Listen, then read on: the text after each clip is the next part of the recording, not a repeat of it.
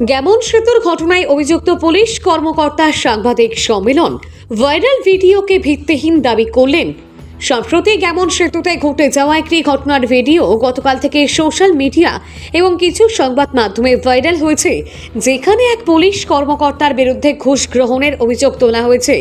আজ এই প্রসঙ্গে অভিযুক্ত পুলিশ কর্মকর্তা নিজেই এক সাংবাদিক সম্মেলনের আয়োজন করে পুরো ঘটনার বিস্তারিত ব্যাখ্যা দেন এবং অভিযোগকে সম্পূর্ণ ভিত্তিহীন বলে দাবি করেন। সাংবাদিক সম্মেলনে তিনি জানান, ঘটনাটি ঘটে যখন আমি ও 5 জন পুলিশ কর্মী গ্যামন সেতু এলাকায় সকালে নিয়মিত ডিউটিতে ছিলাম। সেই সময় কাঠিগড়া থেকে একটি 12 চাকার গাড়ি গড়সারে মাল নিয়ে আসে। তখন এক উপজাতি ব্যক্তি এসে 100 টাকার একটি নোট দেন। আমি তাকে কাটা চালান নিয়ে আসতে বলি। চালান দেখে দেওয়া যায় মালটির পরিমাণ 32 টন। চালান যাচাইয়ের পর সঙ্গে সঙ্গে ওই ব্যক্তি কর্তৃক দেওয়া টাকা ও চালান ফিরিয়ে দিই।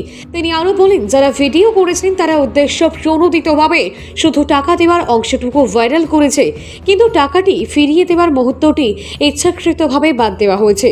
এটি একটি ষড়যন্ত্রমূলক প্রচেষ্টা, যার উদ্দেশ্য আমাদের বদনাম করা।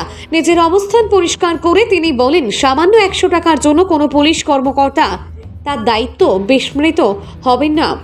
আমরা সততার সঙ্গে কর্তব্য পালন করে চলেছি এবং ভবিষ্যতেও করব।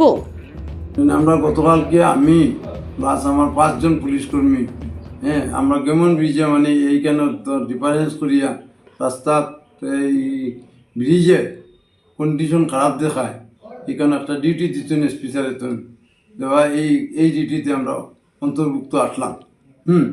দ্বিতীয়ত কথা হয়েছে, একটা গাড়ি কাটিগড়ার দিক থেকে আইসি, তো আওয়ার পরে এই গাড়ির ড্রাইভারটায় ভুলবশত 100 টাকা নোট একটা নিয়ে সঙ্গে নিয়ে দৌড় মারিয়ে এসেছে। 100 টাকার বিনিময়ে কিছু না, 100 টাকা তো এ ভুলবশত আনিয়ে দিলেইছে। দেওয়ার পরে আমি তার কাটা স্লিপ দেখছি, দেখিয়ে দেখছি তো মিনিমাম ওয়েট আছে, তো ওয়েট দেখায় গাড়িটা আমি 5 গ্রামের দিকে যেতে দিছি, তো তার টাকাটা প্লাস রিটার্ন করছি। তো করার পরে দেখা যায় এই 2 নম্বর যে জিওটা আইছে, তো ভিডিও করার কথা আসলো, তো যে আমি সম্পূর্ণভাবে ঘুরাই দিছি, এই ভিডিওটা তারা করছে না। তো না করা কিতা হয়েছে, আমার পুলিশের বদনাম হতো, বদনাম হয়।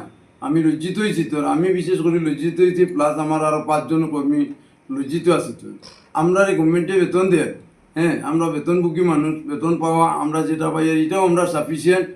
অন্যথায় আমরা এটা লইয়া 100 টাকার বিনিময়ে আমরা কোনোদিন করি না। তো ষড়যন্ত্র মানে এখানে কে বা কারা ফটোর মাধ্যমে ভিডিওর মাধ্যমে তো ভাইরাল করছে, এটা তো একদম ষড়যন্ত্র। তো